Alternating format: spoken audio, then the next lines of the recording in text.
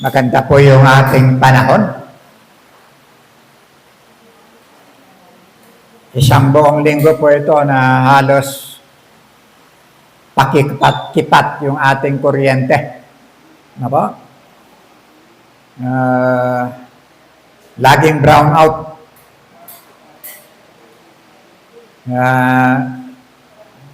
Kagabi pa lang, naganda na si Grace.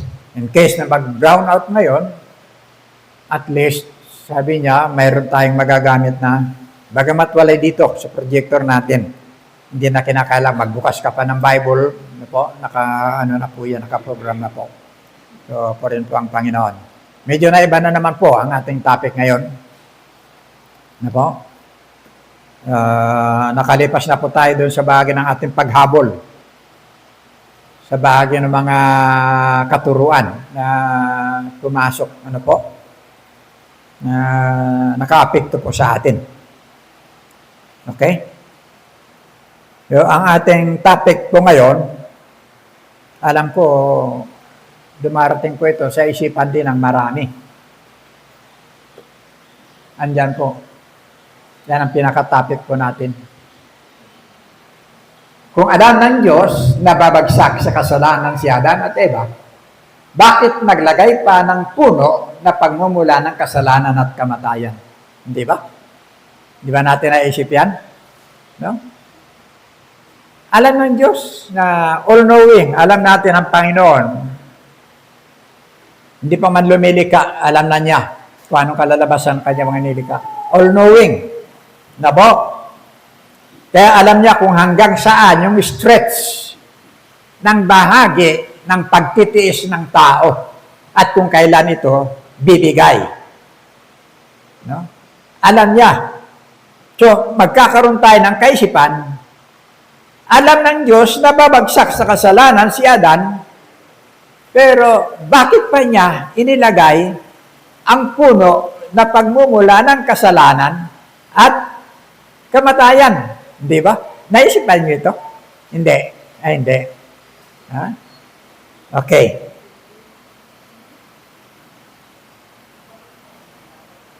Now, sa ating pong pagsisimula, para tugunin yung mahalagang mga katanungan pong ito, ano po? Dapat po na mahalagang makita po rin natin yung mga bagay at maunawaan din natin yung kanyang kadiyusan. Ano po? Una, alalahanin natin kung sino yung ating pinatutungkulan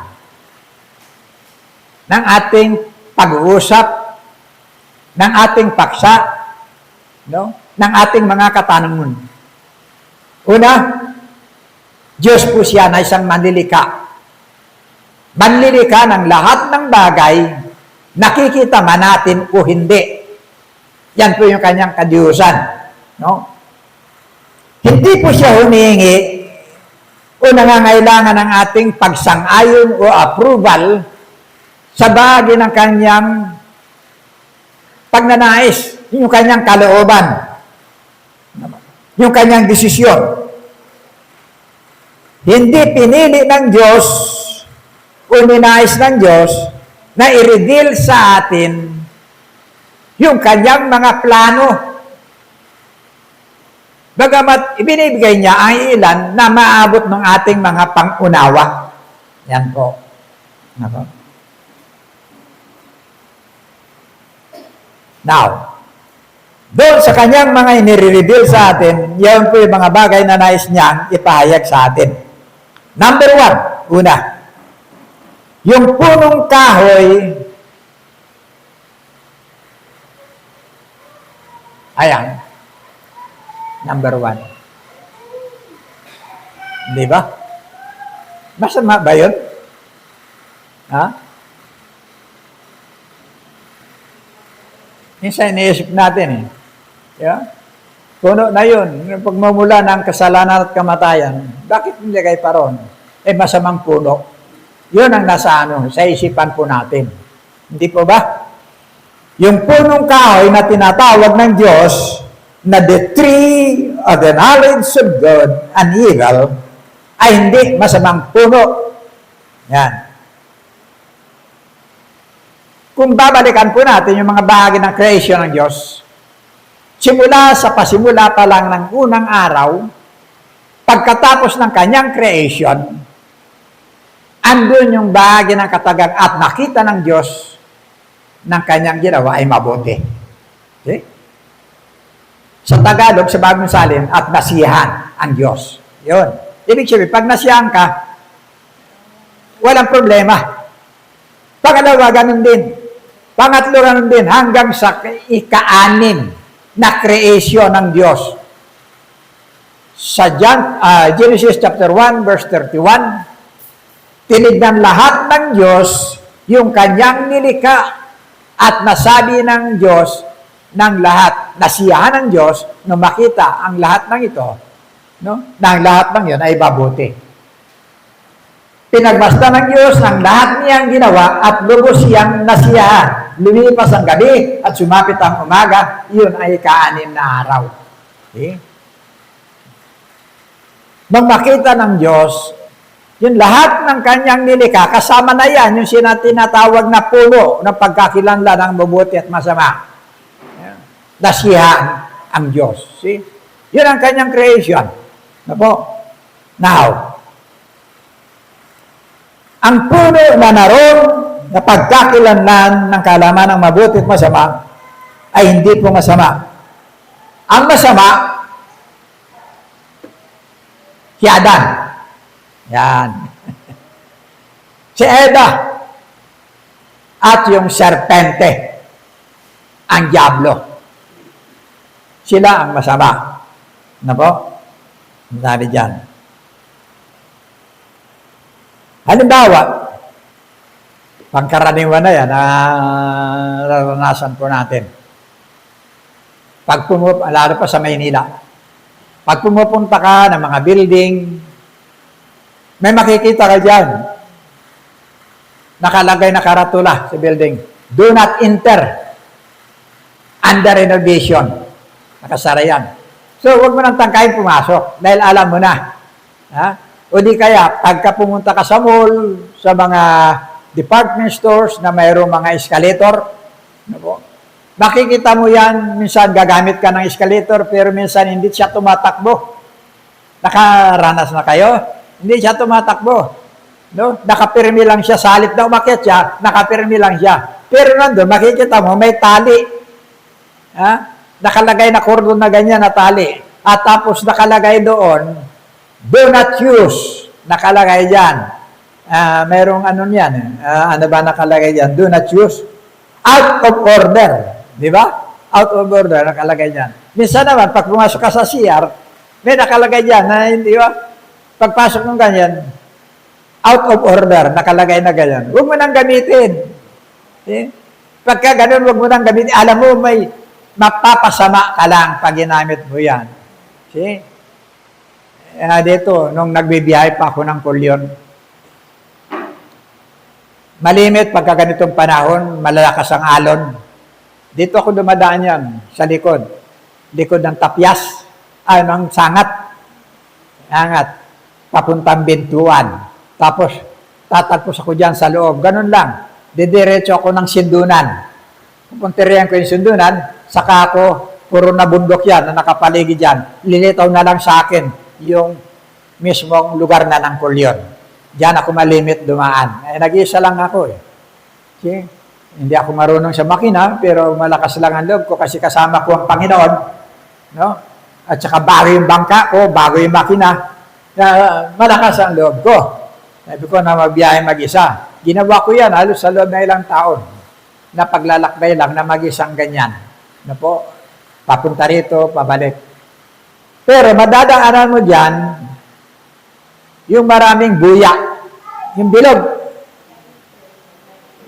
No? Tapos, makikita mo, mayroong bahay sa gitna. Di ba? Sa gabi, may mga ilaw yan. Pagka ganyan, huwag mo nang pasukin. Kasi may gwardiya dyan. Baka mapasama ka lang. Eh? Ikaw mapapasama. No? Katulad ng kautusan. Di ba? Ang gaganda ng mga utos sa kautusan, para sa kabubuti mo yan. Nakalagay yan, huwag kang magsisinungaling. Di ba? Huwag kang magnanakaw. Huwag kang papatay. Ay ginawa mo magnakaw. Tapos nung mahuli ka ng ninakawan mo, pinatay mo. Nung mahuli ka, ituturo mo ngayon. Kasi yung kautusan, nakuha ba natin? Kasi ang kautusan masama. Ituturo natin. Kasi yung puno, andyan yung puno na nagbibigay kasalanan. Minsan itong kaisipan ng tao. Hindi po ba? Pero hindi natin nakikita, ikaw ang may problema. Di ba? Alam mo na may problema, na po, sumigi ka pa. Yan po. Now,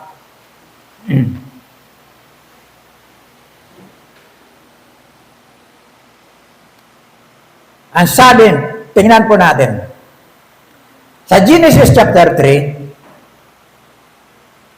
verse 8 to 13, nang dapit hapon na, narinig nilang naglalakad sa halamanan ang Panginoong Yahweh, kaya't nagtago sila sa mga puno. May problema na. May kasalanan na. Nagtatago na ang tao. After na sumuhay siya sa Diyos. Yun na. Kaya makikita po natin dyan, ngunit tinawag niya ang lalaki at tinanong, saan ka naroroon? Isipin mo, Diyos. Pagtatanong, hindi ba niya alam, kaparasong, ano lang yun, lugar ng hardin, paraiso, ng Eden? Hindi ba niya alam kung nasaan si Adan at si Eva? Dadalawa lang naman yun eh.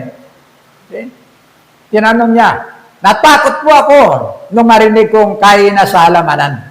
Nagtago po ako sapagkat ako'y hubad, sagot ng lalaki. Nagtanong muli ang Diyos, sinong may sabi sa iyong hubad ka? Bakit kumain ka ba ng bungang pinagbabawal ko? Pangalawang tanong, bakit kumain ka ba? Hindi ba alam ng Diyos na kumain? Alam ng Diyos. Pero anong gustong ipakita ng Diyos sa tao? Kung bumagsak ka sa kasalanan, anong dapat mong gawin? Aminin mo, Panginoon, nandito po ako. Di ba? Nagtago ka eh. Gusto mong takasan yung problema mo. Kaya makikita nyo, karamihan, ganito takbo ng pamahala natin, ganito takbo ng gobyerno natin. Kapag ka nagkasala, tatakbo. Kaya kita mo, sana si Atong Ang. Binabanggit ko na yung mga pangalan ng mga yan. Asa na si Bato? Asa na si Saldico? Asa na si Hari? Ano itong Hari na itong apelido nito? Spokesperson eh. Si pagtago na. Ito yung takbo ng tao, naturalisa ng tao, na ginawa ni Adan noon pa at ni Eva. Sa halip na humantad sila, Panginoon, nandito po ako, nagkasala po ako sa iyo. Hindi na kinakailangan magtanong ang Diyos. Pamamaraan. Yung pamamaraan ng Diyos na nagtatanong, alam niya kung saan si Adan. Pero ang problema, nagtatanong pa rin siya para humantad ang tao sa ginawa niyang kasalanan. Anong ginawa ng lalaki ni Adan? Ibinalik na sa Diyos. Yung kasalanan kanyang ginawa, ibinalik na sa Diyos. Panginoon, nandito ako. Kinain mo ba? Kasi yung babae na binigay mo sa akin. Kasi nakikita nyo? Ibinalik niya yung kasalanan na kanyang ginawa sa Diyos. Kung hindi siya binigyan ng babae ng kasama, hindi siya magkakasala. Di ba? Pero kinain niya eh. See? Gayun din ang babae. Panginoon kasi yung ahas. Kasi ganyan ang tao, kanya-kanyang lusot pagdating sa kasalanan. Yan po. Now, ang Diyos po ay tapat mapagkakatiwalaan. Ikalawa,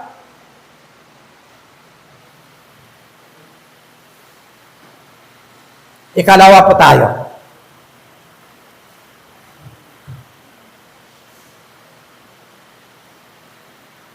Yan.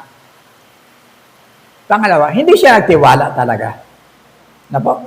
Si Adan at si Eva, nasa kanila na lahat ng bagay. Nasa kanila lahat ng rason upang magtiwala sa Diyos. Genesis chapter 2, tignan po natin, verse 8 to 9. Gumawa ang Panginoong Yahweh ng isang halamanan sa Eden, sa dakong silangan, at doon dinala ang taong kanyang nilalang. Pinatubo niya roon ang lahat ng uri ng punong kahoy na magagandang pagmasdan at masasarap ang bunga. Sa gitna ng halamanan ay naroon ang punong kahoy na nagbibigay buhay at gayon din ang punong kahoy na nagbibigay kaalaman tungkol sa mabuti at masama. Pansinin yung dalawang talata pong yan. Ano po? Ang Diyos po ay tapat at mapagkakatiwalaan. Pero si Adan at si Eva, ano po, hindi nagtiwala sa Diyos. Kaya pansinin po natin, nilagay po rin sila sa isang lugar na napakaganda, paraiso. Andiyan na lahat. Ano po? Masasarap na pagkain. Wala na silang hahanapin. Andyan lahat. Mga bungang kahoy na namumunga sa lahat ng kapanahunan. Hindi yung katulad sa atin, pag Mayo ng ganyan, buwan. Abril, Mayo, buwan ng mangga. See? Buwan ng santol, buwan ng mga kung ano-ano. May kanya-kanyang buwan. Dito hindi. Lahat ng bahagi, larawan ng kasaganaan. Yan. Hindi na sila magtatanim, hindi na maghihirap, hindi na papakapagod. Ano po? Magbanat ng kanilang mga katawan. Makikinabang na lang sila. Ano po? Magpapasarap sa buhay habang panahon. Yan po yung plano ng Diyos para sa kanila. Wala kang problema. Hindi mo na po problemahin ang pera. Ay, wala naman pala pera nung araw. Hindi mo kailangan ng pera nung araw. Bigyan ka ng pera, ignorante ka pa eh. Saan mo gagamitin? Di ba? Wala naman tindahan doon. Wala naman tindahan doon si Sister Tita. Umihi ka sa kanya ng 10 sakong bigas, bibigyan ka niya. Pag binayaran mo, hindi niya tatanggapin, ani niya yung pera. Di ba? Walang magmimiti, nasuklihan ka ng candy. Ito po yung panahon nila. Pero ito po yung pinaka-importante sa buhay ng tao ngayon. Di ba? Pera. Kaya tanungin mo yan, anong pinaka-importante sa buhay ng tao? See? Pera. Sabi nga ng bata, tatay, alin ang mas malaki, yung buwan o yung piso? Sabi ng tatay, siyempre yung buwan, silipin nyo, sabi niya ganyan. Nilagay niya ang piso dito. Silipin mo tayo kung alin ang malaki. See? Silipin na ganyan, wala makita, nakabara yung piso. See? Mas malaki ang pera. See? Yan po.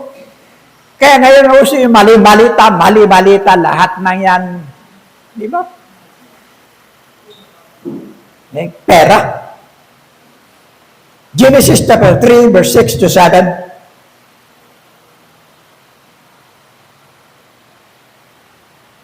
Ang punong kahoy, napakaganda. Sa paningin ng babae at sa palagay niya ay masarap ang bunga nito. Naisip din niya na kahanga-hanga ang maging marunong, kaya't pumitas siya ng bunga at kumain. Binigyan niya ang kanyang asawa at kumain din ito. Pansinin niyo yung klase ng talata, no? Yung bahagi ng kanilang pagkilos. Ano po? Alam niyo na maraming tao na nadidiskaril ang buhay dahil sa maganda. Nadidiskaril, nagkakaroon ng tinatawag na pagsasama, hindi ayos, dahil sa maganda. Kaakit-akit. Di ba? Karahu-rahuyo. Na ano yun, na malalim na Tagalog. Yan. Na po? Nawawasak dahil sa katagang maganda, kahali-halina. Ang sabi diyan, at sa palagay niya ay masarap ang bunga nito. Katakam-takam. Yummy. Yummy. Di ba? Yan. Kahit nakapalit nito, yung kanyang buhay. Kaya sabi ko nga ito, mga ito, ang daming artista, sabi ko nga yan, ngayon makikita ang buhay nila. Yung iba, pati kutsara nila, binibenta lang nila, masunod lang nila kanilang buhay. Ang isa dyan, matanda na. Pagkalabas ng rehab, babalik na naman. Tumanda na lang sa rehab. Kilala niyo artista na yan? Matanda na, mausisa ng artista. Mga kasabay ko pa yan nung araw. Ngayon, matanda na. Ilalabas sa rehab, babalik din para sa rehab. Ayun ang buhay niya eh. Sarap. Doon siya nabubuhay sa sarap na yun. Kapalit ng bahagi ng kanyang buhay na may kasiraan. Kaya hindi tayo magtataka kung bakit mayroong mga manggagawa ng Diyos na wala na sa sentro ng paglilingkuran. Marami po yan. Nung malakas pa, nasa posisyon pa, yung ating dating gobernador dito. Ang dami niya mga pastor na inaalagaan. Kung anong dami ng mga pastor, yun din ang dami niyang sasabungin. Mas na. Okay. Ayaw kong banggitin yung mga pangalan. Samantalang ang daming kulang na iglesia. Ang daming mga hindi nakakakilala sa Panginoon. Pero sila nagsisiksikan doon. Inaalagaan. Nagiging pakinabang kasi alaga ko, puro lingkod ng Diyos, puro pastor, kaya matuwid ang buhay ko. See? Naging problema yun. Ang iba, nangamatay na eh. May namatay na. Hindi sanay magtrabaho. Kakalungkot. Kapastor pa ako dyan, pinag-aaral. Na matapos na. Ayaw. Ayaw niyang mas gusto niya yung maging driver siya, mas gusto niya yung maging negosyo siya ng daing, negosyo ng mangga. Okay? Wala na puntahan yung buhay. Marami. Ang iba gusto mag-SB. Diyan yan. Ito yung buhay na gusto nila. Ano po? At marami rin Kristiyanong devoted sa sanglibutan. Totoo yan. Naging Kristiyano devoted sa sanglibutan. Ako po'y naniniwala na libo-libo yung mga punong kahoy doon na masasarap. Pero hindi pa naiikot ng dalawang ito, ni Ada ni Eva. Hindi pa nila natitikman yung mga bunga na pinagkaloob sa kanila ng Diyos. Yung kanilang atensyon, nandun sila lagi, nakatanaw na ganyan sa isang puno, na tila maganda, tila masarap, tila magpapabanta sa tao. Yan ang buhay ng tao eh. Kung alin nakakatokso, yun. Andun sila lagi. Kaya sabi ko, unawain natin yung talata. Nung pumitas siya, ganun lang kadali yun eh. Abot kamay. Nung pumitas siya, pagkain niya, pagmuya niya, pumitas siya, binigay niya sa asawa niya, dalawa sila nandun. Laging magkasama. See? Yan tao. Sasabihin natin masama ang puno. No, hindi. Dahil sabi ng Diyos, maganda, mabuti ang kanyang pagkalikha. Ang masama si Adan, si Eva, at yung serpente na nagsinungaling sa kanila. Hindi totoo yan. Kasi pag kumain kayo, magiging Diyos kayo na katulad niya. See? Ayun ang gusto niya eh. Magpapantas. Maging katulad ng Diyos. See? Ay ang kapahamakan napas sa kanila. Ano? Hindi po nila ramdam yung takot sa Diyos. Marami po yan sa atin. Kahit na mga anak ng Diyos. Hindi ramdam ang takot sa Diyos. Mannerism ng Kristiyano, alam nyo? Ha? Hindi nyo kasi nakikita yan eh.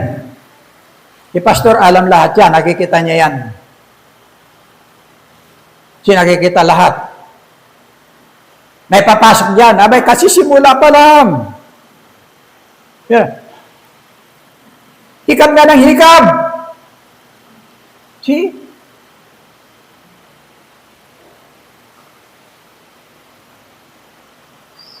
Mayroon papasok dyan. First Sunday lang. Bakit? Mag-Lord's Supper lang siya. Oh. May papasok dyan. May minsan, Pastor, nakahalokit lang siya. Hindi nyo alam yan. Pero ako, alam ko yan. Tinitingnan niya, hindi yung nagsasalita. Ang tinitingnan niya yung kanyang relo. Siya nagsisilbing Holy Spirit na gusto niya siyang masunod kung anong oras matapos ang pastor. Okay? Merong opo saglit yan. Pagkatapos punta na sa likod, hawak ang cellphone. Naglalaro na siya. Ang dami niyan. Okay?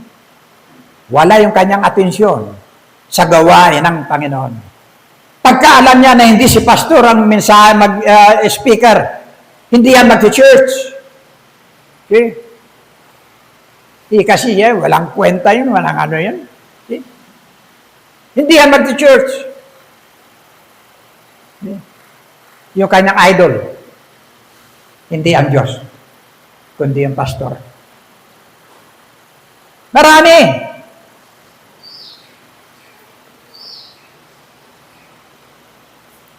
Kaya nga sabi ko, nung panahon na sa malaking church ako, imagine, andyan na ako 70 plus years, hindi pa rin nare-rehistro ang church, kolorom pa rin. Kaya kawawa ang pastor. Wala kang sinusunod na bylaws. Wala. Lumalakad ka doon sa panuntunan ng taong mapuwersa lang na inakala na siya may-ari ng church. Yan ang totoo yan. Alam niya, Sister Tita, yan. Mga ganyang patakaran. Pag hindi ka ayos sa ano nila, ha? Disgusted ako sa iyo. See? Kasi silang may-ari ng church eh. Walang bylaws. Hindi ang Panginoon. Kaya, okay na yun. Nakaplansya na sana. Iniwan ko sa kanila. Saka ako bumitaw. Panginoon, hindi ito. Kasi tao yung pinaglilingkuran ko. Hindi ikaw. Hindi ko kailangan ng malaking church. Kailangan ko maraming kaluluwa. Yung kaluluwa na kahit na isa, dalawa, tatlo, makakilala sa Panginoon.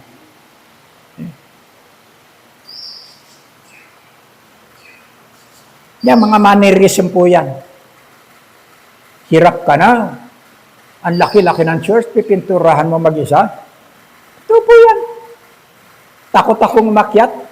Kasi mantik na ako na disgrasya na mahulog. Kaya kunting ano lang na ganyan, naliliyo na ako. Sinikap ko. Umakyat sa kawayan. Hanggang sa labas. Pagkatapos makakarinig ka, disgusted ako sa kulay ng... Nakakalungkot, sabi ko, nakakadurog ng puso na sa halip pasalamatan sa Diyos. Ito pa yung mga... Okay.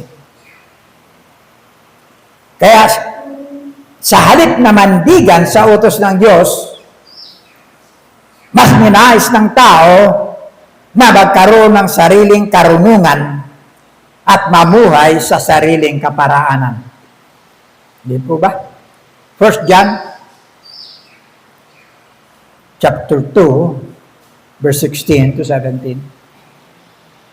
Ang lahat ng nasa sanglibutan, ang pagnanasa ng laman, ang pagnanasa ng mga mata, ang pagnananamalaki sa buhay na ito ay hindi nagmumula sa Ama, kundi sa sanglibutan. Hindi po ba? Tila magpapapantas sa tao. See? Tila masarap kainin. Lahat ng yan sa sanglibutan. Pangatlo,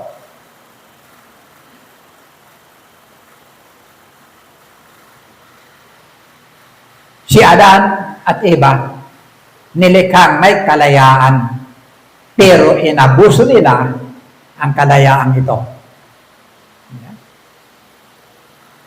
Alam po niyo, pag binasa natin ito, yung creation, simple lang eh. Parang wala kang makuhang mensahe. Maliban yung pagkahulog nila sa kasalanan.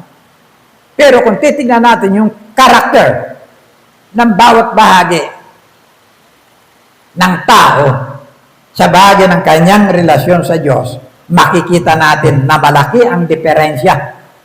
Na po? Si Adan at si Eva, nilikha ng Diyos na mayroong kalayaan. Naglagay ang Diyos ng matataas,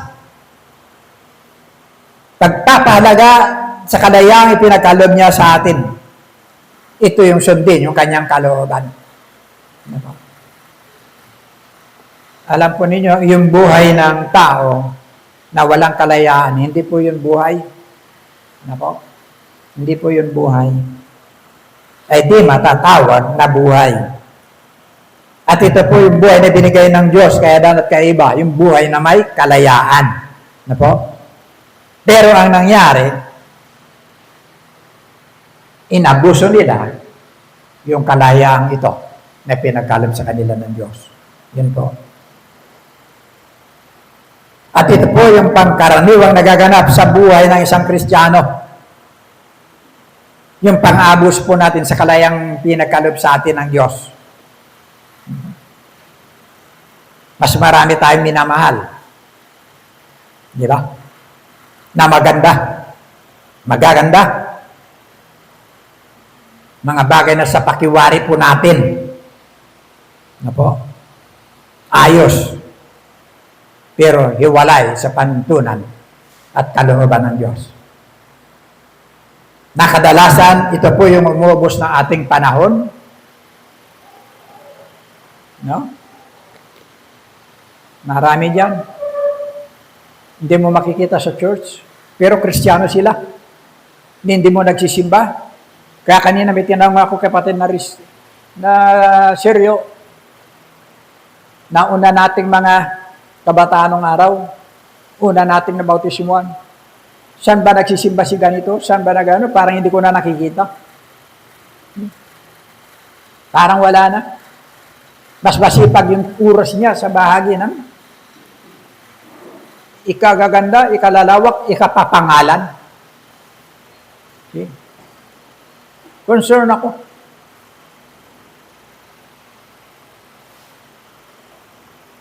Kaya ito po yung pangkaraniwan nagaganap sa buhay ng tao, yung kalayaan.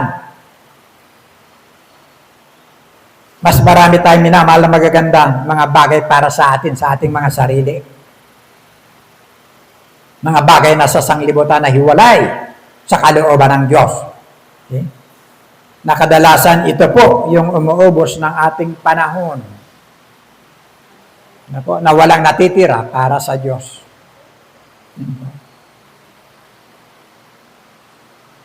Hindi mo lang yan napapansin. Unti-unti, nahubarang ka ng kalulatian ng Diyos. Kakaminsan magtatanong, Christian ba yan? Bakit hindi ko nakikita nag-church? Kahit na araw ng linggo, nandun, nagpa-carpentero, o ganun ang ginagawa kung saan. See?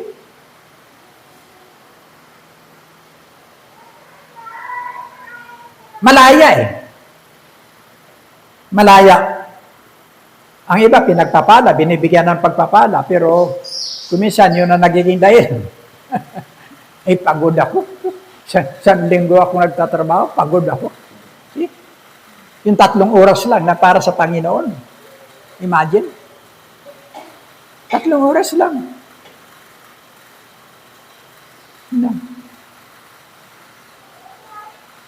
Kaya kuminsan, wala ka nang nadaramang pagnanais sa bagay ng mga gawain ng Panginoon. Inaagaw na yung kagalakan mo. Yung sinasabi, the joy of your salvation. Nawala na. Inagaw na. Kaya kuminsan, mag-church at hindi, pareho lang. Ayun, yun ang nakasanayan mo eh. No? Pero yung isang Kristiyano ng Diyos, kapag ka wala siya sa araw ng linggo sa church, kulang ang buhay mo since sa Lunes hanggang sa Martes. Bakit? Ayun ang iyong kagalakan sa sentro ng Panginoon. Kapag kainuna naman ang Panginoon, smooth yung buong sandinggo mo. Ayusin ka ng Diyos. Pero maraming pagdating sa pag-church, wala na talaga. Bigat pa sa loob nila yan. Nako? Kaya wala ka ng daramang pagnanais na lumago, maging sa iyong buhay spiritual. Lahat ng oras na tumatakbo sa buhay mo, nako? Nawi ang lahat ng yan para sa iyo.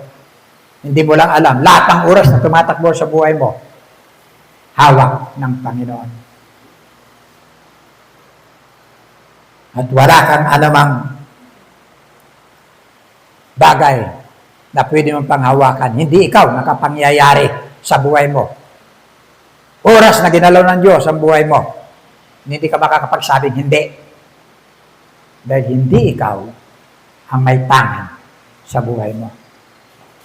Pero pagka ikaw masunod, halos lahat ng oras sa iyo. Kakalimutan mo ng kumain. Naku, alas 4 na pala, hindi pa ako nananghali. See? Busy ka. Alas 9 na, alas 10 na, alas 11 na ng gabi, hindi ka pa rin makahiga, kaysa ka pagod ka na. Ang iniisip mo, yung trabaho mo na naman sa bukas. Hindi ba? Hindi mo na sabi, Panginoon, salamat po. Ito yung buhay ng tao. Yung kalayaan na pinakalap sa iyo lang. Hindi kasama ang Diyos. Yan si Adan at si Eva. Okay? Hindi nila nakita yung kagandahan, binigay sa kanila ng Diyos. Kanila lang lahat. Ika-4,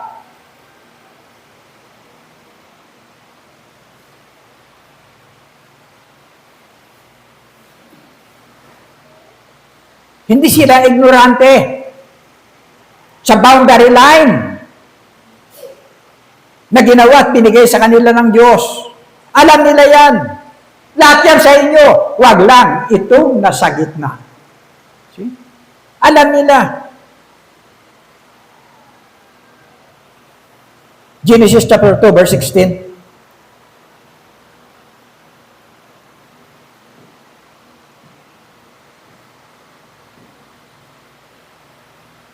Sinabi niya sa tao, makakain mo ang alinmang bungang kahoy sa halamanan. Wala. Makakain mo ang alinman. Yeah. Ang batas ng Diyos, maliwanag. Aral nila kung ano ang off-limit na hindi nila dapat gawin. Pero yun pa rin ang ginawa. Diba? Yung kaisa-isa, pinagmitian pa. Diba? Ito yung ginawa ni David eh. Alahin si David.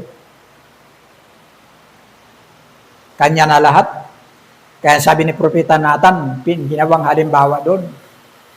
May isang nag-aalagang hayop, isa lang. Tapos mayroong isang na tao na nag-aalaga ng maraming hayop. Kinuha pa niya yung isa na yun, nag-iisa lang. Yun ang kanyang pinatay. See? Ginawa niyang halimbawa. Ano sabi ni David? Dapat patayin din yung kanyang... Sabi ni Tan, ikaw yun. Ikaw yun. Ang dami na niyang asawa. Na makita niya na nandun, naliligo isang maganda. See? Yun.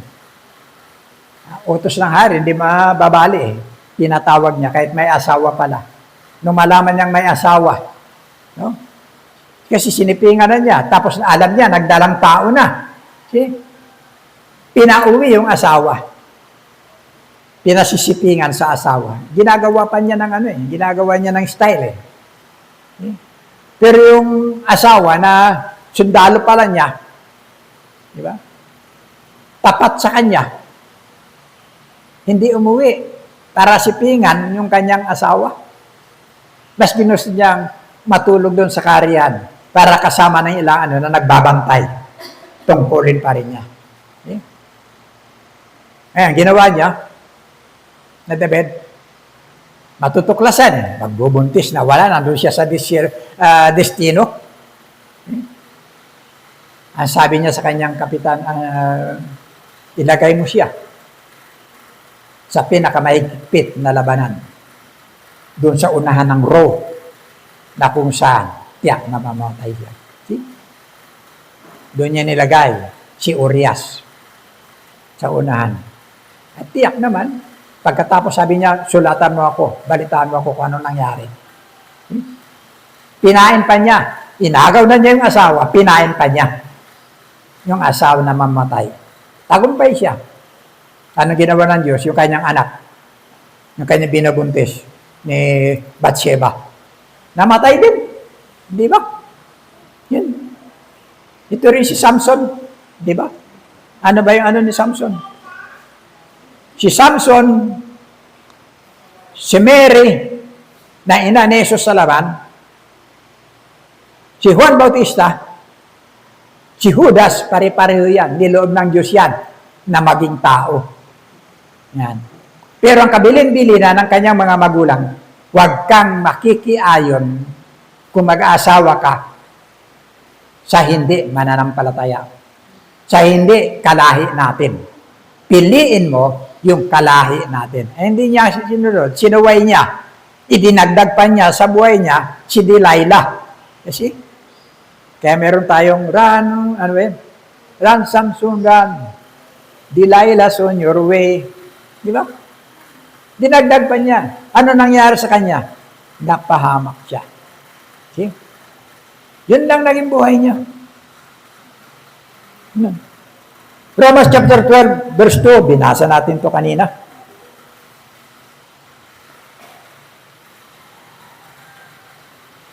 Sinabi niya sa tao, makakain mo ang alinmang, ay hindi yan.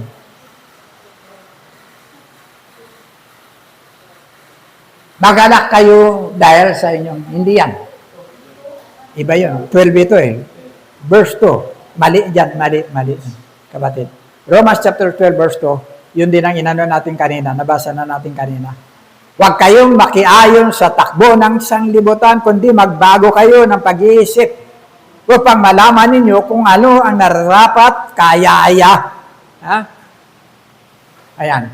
Huwag kayong magsiayon sa sanglibutan ito, kundi mag-iba kayo sa pamamagitan ng pagbabago ng inyong pag-iisip upang mapatunayan ninyo kung alin ang mabuti at kaya at lubos na sa kalooban ng Diyos. Yan po. Bago.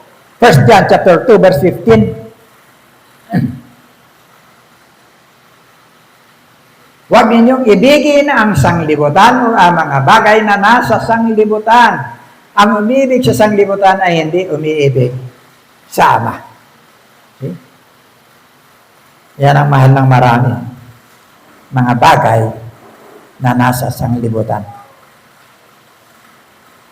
So, alam nila yung hatid at nakapahamakan sa sandaling sila'y sumuway. Ang batas po ng Diyos, napakalinaw. Maliwanag nilang naunawaan. Pero, mas ninais po nilang sirain na po, yung batas ng Diyos. Ay nakalagay dyan. Na po. Ikalawa, ikaapat, hindi sila ignorante sa boundary line. So, ang mga kaganapan po ito, patuloy na naranasan po natin. Hindi po, sa buhay na ito. Dahil naman sa buhay ng mga mananampalataya. Yan po. Nagaganap sa ating kapanahunan sa buhay ngayon.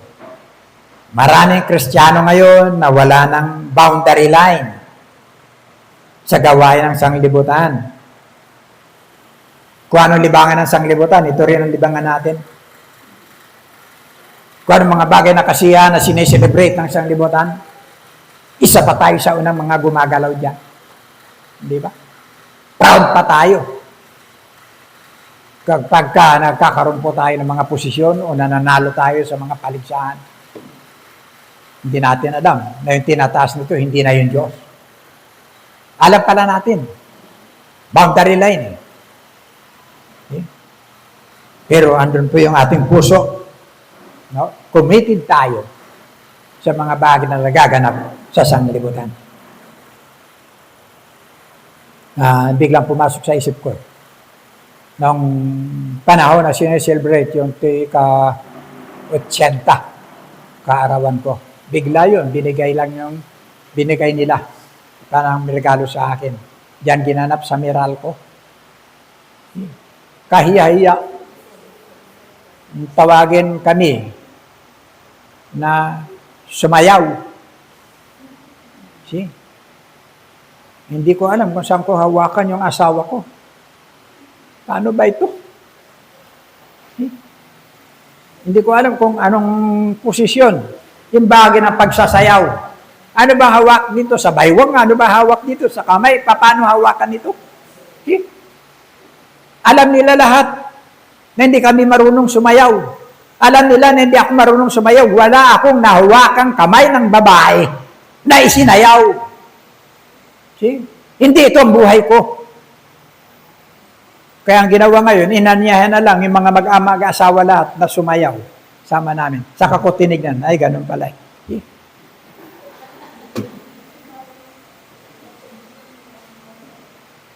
Eh, yung asawa ko, dancer yan. Mahusay sumayaw yan. Pero hindi niya ako tinuruan kung paano.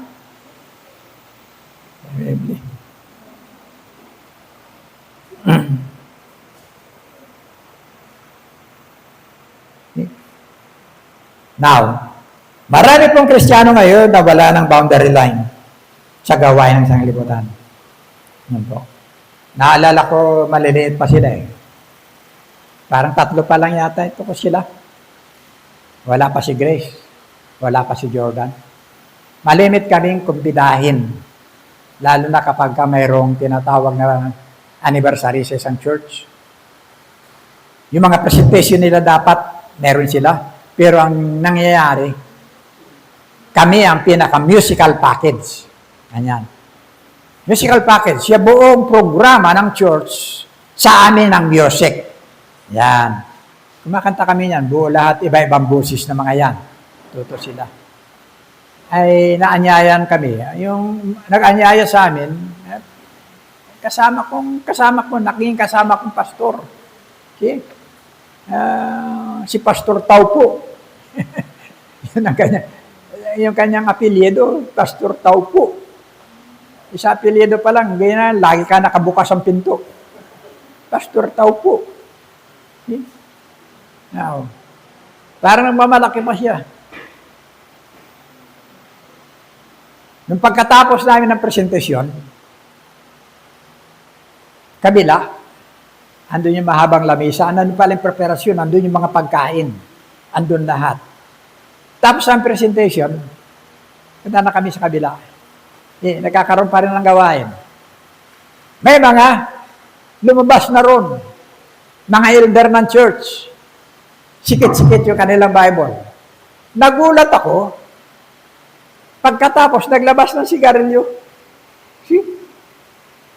Nagpausukan na sila sa kabila. Nagulat ako. Anong klaseng church ito? See? Anong klaseng iglesia ito? Bakit ganito na? Anong klaseng kalayaan mayroon? Wala nang boundary line. Wala na. Yung ginagawa ng sanglibutan, yun na rin ang ginagawa nila. You see? Tapos magmamalaki siya, pastor, tao po. Siguro, gisingin mo na niya kanyang sarili, tao po. Ganito member mo. See? Sanglibutan. Ang church, doon ka mismo sa building ng church. Sinusuog mo ng pausok ni Reble. Ikalima, si Adam at si Eva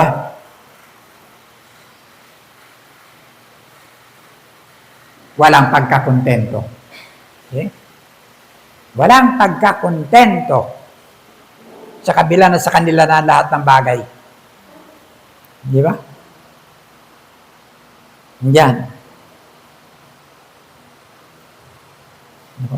Genesis chapter 2, verse 16.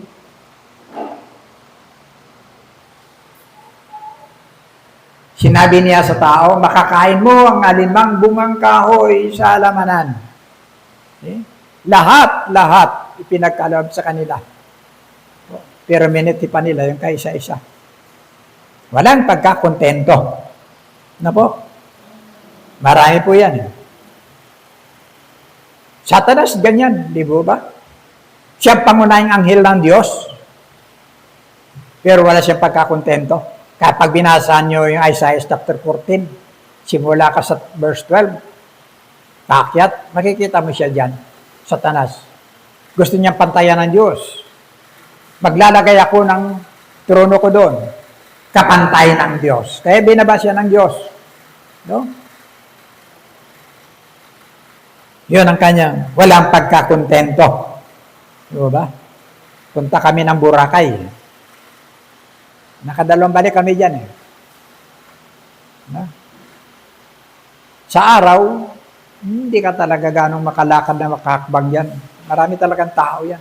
Turista. No? Pero sa gabi, mas lalo na, pikit na lahat. Kasi yung mga bagay na nandun sa loob, sa mga restaurant, sa ano nila, nilalabas nila. Sa daan hanggang sa applyan na. So mayroon kaming naupuan dyan.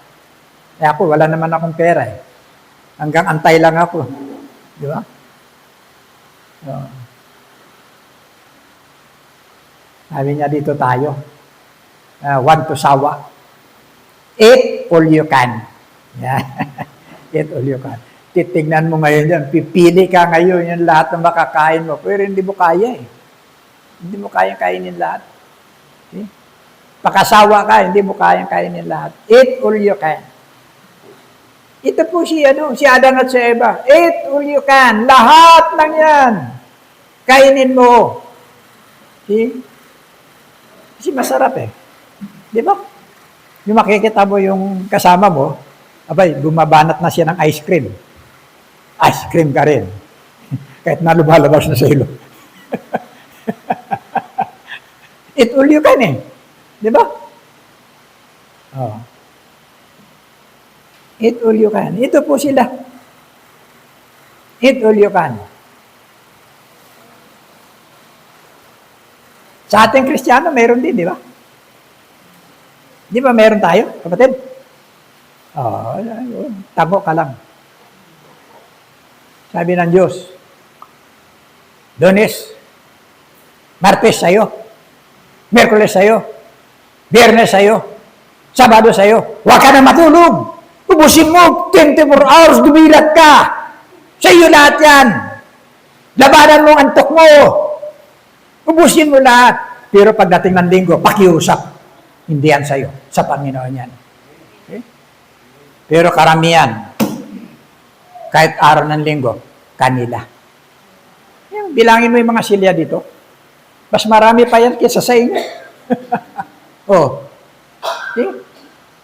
Ang sarap nito. Umuulan, malamig ang panahon. Ang sarap yung kamay mo, ganyan mo na lang, magalikit pa na lang, tapos may nilaga kang kamuti, abay kasarap mirindahin. Dito ka na lang sa bahay. Di ba? Sa iyo na lahat. Walang limit. Pero ito pa rin. Yung ilan, kung saan yung araw ng linggo, doon abala. Ay, naku. Lunes, Martes, Miyerkules, lahat may pasok ako. Ay, linggo lang yung libre ko. Kaya ginamit ko, maglaba muna ako. Diba? Linis ng bahay. Lahat-lahat. Kailan naging iyo ang araw ng linggo? Diba, Sister Hendring? Sister Hendring, maaga pa yan dito. Wala sa pakialam kung may tao, wala.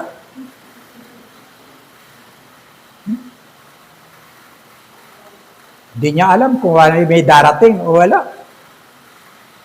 Kahit bumabagyo, nandito yan. Pag wala dito, isa lang bagay, problema niya, may sakit. Praise God. Praise God. Yeah. 1 Timothy chapter 6, verse 7 to 10.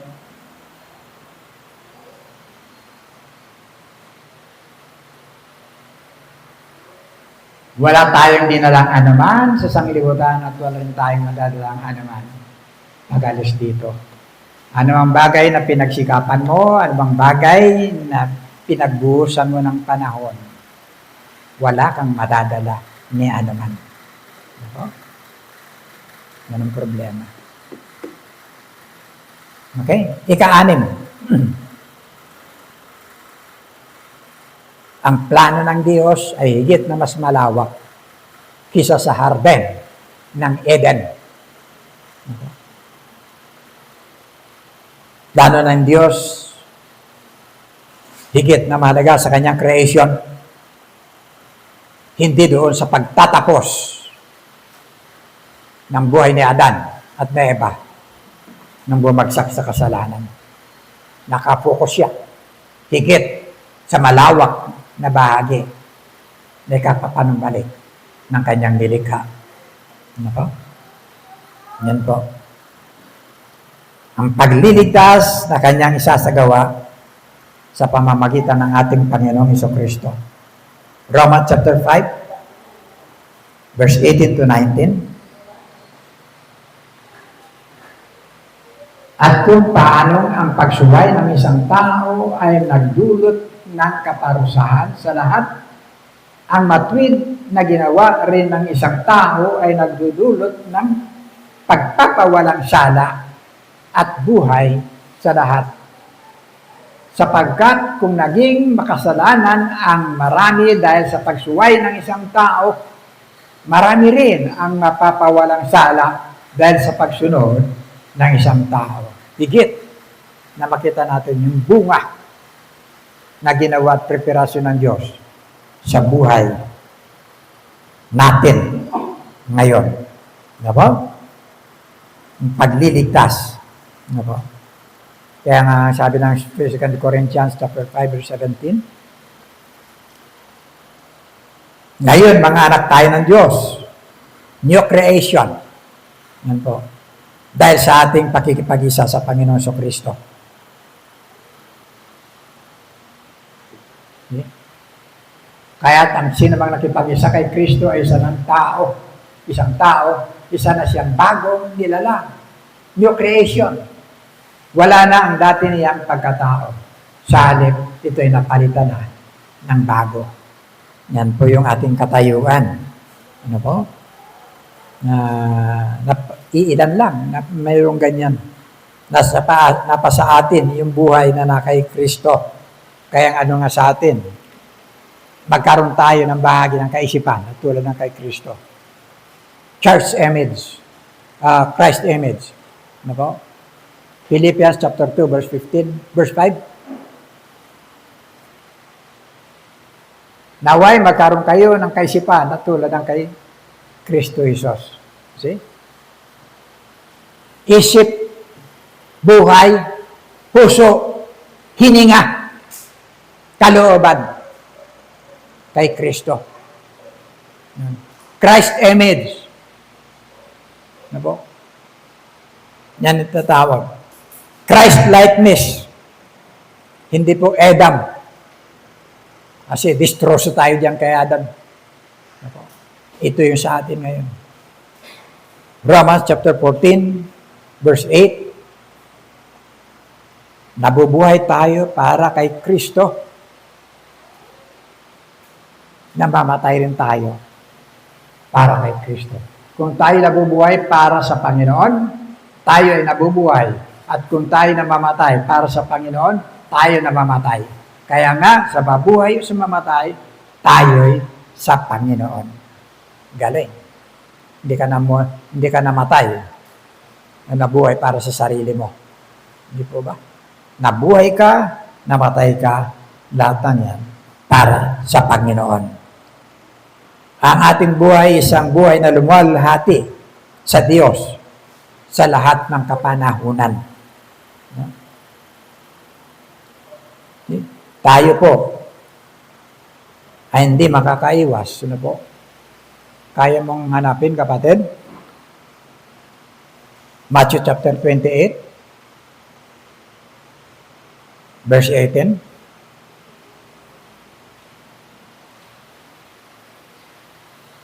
At lumapit si Jesus sa kanila at sila ay kaniyang kinausap na sinasabi, ang lahat ng kapamahalaan sa langit at sa ibabaw ng lupa ay naibigay na sa akin. See? Yan po ang sinabi ng ating Panginoon. Sa John chapter 5, verse 22, galingan. Sapagkat ang amay hindi umahatol sa kanino mang tao, kundi pinagkaloob niya sa anak ang buong paghatol. Tandaan natin, nasa Panginoon lahat yan. Pinagkaloob ng Ama. Ang buong kapangyarihan, pati yung paghatol, ang problema. Pagdating ng araw, lahat tayo harap sa Diyos. See? Harap tayo sa isa sa Panginoon. Sa panahon na yan, maraming katanungan. Bakit? Katulad ng sa Panginoon yun. Bakit? Tinatanong niya yung kanyang mga nilikha. Bakit? See? Sa panahon na yan, maraming bakit. Sana, sa panahon na yan, alam din natin yung ating mga katanungan. Bakit? Harap tayo sa isa. See? May rason tayo na may bibigay yung bahagi ng ating mga katugunan na makapagbibigay luwalhati sa ating Panginoon. Hindi sa ating sarili. Ito, tayo manalangin. Amang Banal, marami pong salamat sa mga salita. Payak na mensahe, payak na mga teksto, payak na pasimula na kung saan hindi namin nakukuha ang bahagi ng katotohanan na napapaloob po dito sa iyong unang creation. Pero maliwanag mo pong naisasaysay sa amin yung pinakabuod at pinakamalaman na kung saan, Panginoon, hindi lamang sa mga naunang tao, kundi maging sa amin na nabubuhay sa ngayon. Kasama po kami sa mga kaganapan, kasama kami, Panginoon, sa aming pamumuhay, kasama kami kung paano, Panginoon, maging matuwid sa iyong harapan. Pagpalain mo po ang lahat ng ito, sa bagay, Panginoon, ng aming pamumuhay, sa aming kaugnayan sa iyo. Gawin mo kami, Panginoon, na karapat-dapat, o Diyos, sa iyong lahat na pinagkakatiwala para sa amin. Sa pangalan ng Panginoon Kristo. Amen.